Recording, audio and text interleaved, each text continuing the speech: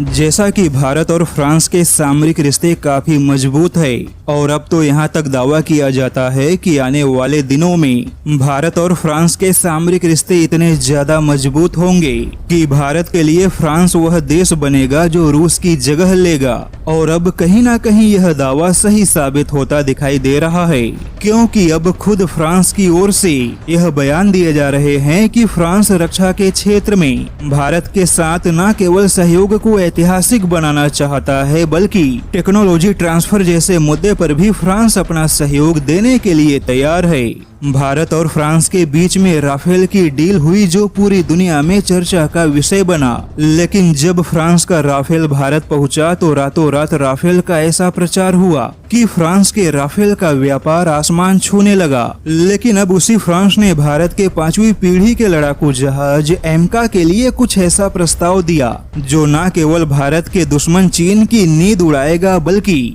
भारत के मित्र रूस की भी चिंता बढ़ा देगा। दरअसल फ्रांस की इंजन बनाने वाली कंपनी सफरान ने भारत के 5वीं पीढ़ी के एडवांस मीडियम कॉम्बैट एयरक्राफ्ट के लिए अपना इंजन देने का प्रस्ताव दिया है। वहीं फ्रांस की कंपनी सफरान डीआरडीओ के साथ मिलकर मेक इन इंडिया कार्यक्रम के तहत 5वीं पीढ़ी के फाइटर जेट के लिए भारत के लिए ताकतवर इंजन बनाने का इच्छुक है। और केवल फ्रांस ही नहीं बल्कि ब्रिटेन और अमेरिका की इंजन बनाने वाली कंपनियां भी भारत के 5वीं पीढ़ी के लड़ाकू जहाज की परियोजना का हिस्सा बनना चाहती हैं। लेकिन वहीं फ्रांस कहीं ना कहीं टेक्नोलॉजी ट्रांसफर जैसे मुद्दे पर भी आगे बढ़ने के लिए तैयार है। हालांकि कुछ मीडिया रिपोर्ट में यह दावा किया जाता है कि भारत अपने स्वदेशी इंजन के दम पर ही अपने 5वीं पीढ़ी के फाइटर जेट की परियोजना को आगे बढ़ाना चाहता है। ऐसे में भारत को इंजन की नहीं बल्कि स्वदेशी इंजन के निर्माण में सहयोग की आवश्यकता है।